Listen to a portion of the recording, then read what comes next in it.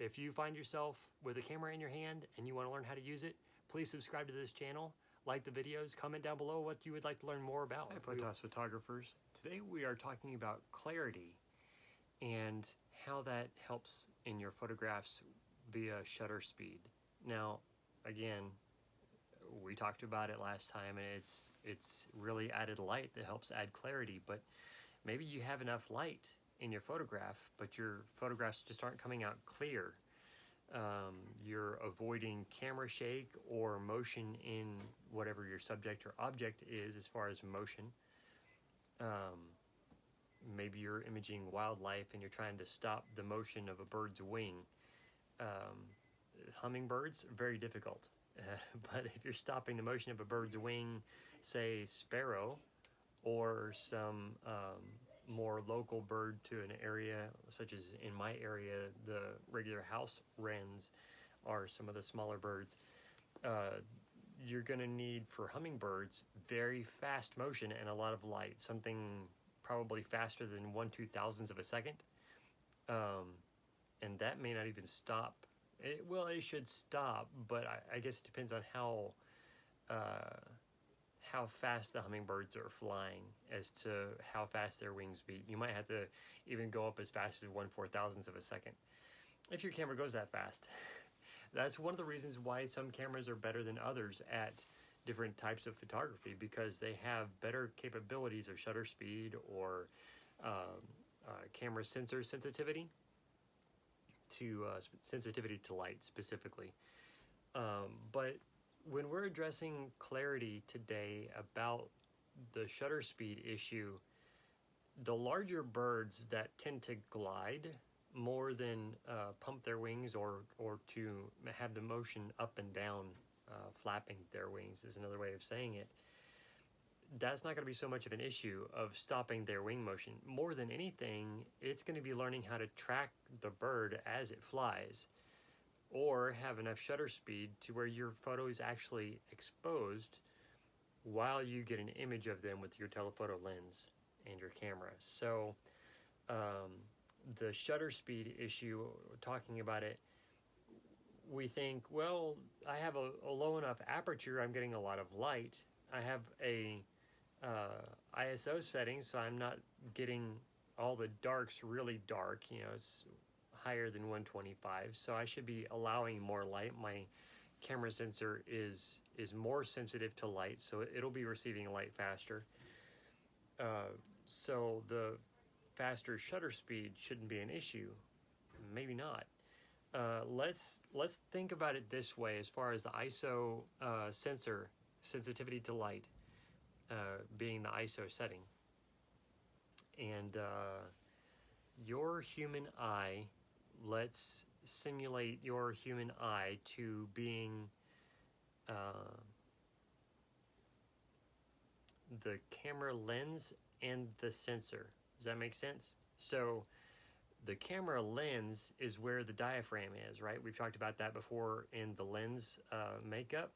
So your iris, the colored part of your eye, and the pupil is the opening of the iris, basically, right? Your iris always has an opening called a pupil. No matter how small your pupil gets, it's still open. So in that respect, no matter how closed your pupil gets, you still have some light that your eye will take in. And usually the more closed your pupil gets, the more light shining in it, right? That's why emergency medical medical professional personnel, that's what I was going for, will shine a pen light in your eye. And usually it's fairly close to your eye, so it's a brighter light. And sometimes it hurts because the light is shining in your eye. Maybe they're a little bit brighter, but they get to see the reaction of the pupil.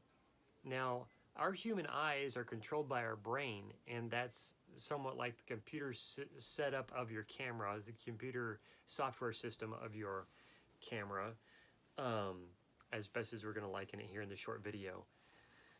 And when one eye receives light, both eyes usually dilate. Maybe not exactly the same, but close. And so that's one of the ways you can tell whether there's issues going on with someone's brain and nerves, is if the pupils really don't work together as much as they normally do or would in a regular situation. So that would give cause for emergency medical professional staff um, the understanding that there is something wrong. But what we need to understand, because our cameras are not biopic as we are. In other words, we are biopic because we have two eyes and we see distance or closer things with one eye versus the other, right? And that's part of why we say we're one eye dominant, right eye or left eye dominant. We can get into that later, but the importance is our camera is unioptic. And so what that means is through the one single opening in the lens and the sensor at the back end of our camera is what the camera uses to see the scene. Now, we're going to use that idea of one eye. So our retina is the camera sensor. Okay, that's the nerve that receives the light and is sensitive and helps our brain translate what we see into the neuro pathways so that our brain can kind of create a picture and we understand what we see because of how we've learned and grown up. So our iris and our pupil are the camera lens and the diaphragm, okay, depending on how wide open or closed off it is. Then our retina is the camera sensor. So those two things are what we're going to talk about in helping us understand shutter speed. Shutter speed essentially is the shutter is our eye is set up differently than a camera, because technically in a camera the eyelid is in front of the retina and the diaphragm is in front of the eyelid. So we're real glad that our eyes aren't set up that way, right? But let's consider for a second that our eyelid is the shutter and our retina is the camera sensor and our iris is the lens diaphragm. Now, close your eyes looking at your window, looking out your window, or say a bright light. Keep that eye closed, and if you have to use both eyes, it's not going to make that much difference in this illustration. Then, as fast as you can, open your eyes and close them. Okay, so you have whatever you're looking at that's bright. You have your eyes closed.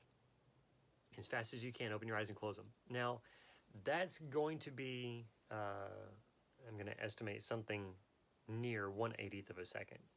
It's probably going to be a little slower than that, but it could be pretty close to that. That's about what your camera does as far as the sensitivity of your sensor to light and how much light is coming through your camera lens, and gives you an understanding about just how much detail your camera sensor captures when it's open for so long, but the amount of light that it receives in the scene still is able to capture so much detail. And that'll give you a little bit of an understanding, but the more you play with it and think about that scenario, may give you a better appreciation for just how much your camera sensor works and the aperture allowing light through, and the whole aspect of every working of the camera. The shutter speed specifically is just incredible. The more I think about it, the incredible detail a camera can achieve with such a fast shutter speed, the sensitivity of the sensor to the detail and the light and the amount of light coming through the lens down the diaphragm,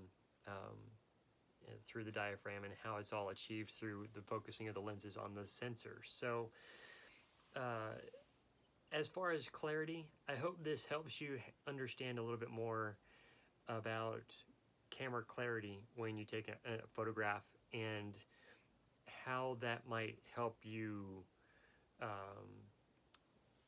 rein in a little bit more of the ISO sensitivity for your sensor, but also how your aperture should be set so that there's enough light coming in, or being aware, just even though it looks bright enough where you're shooting,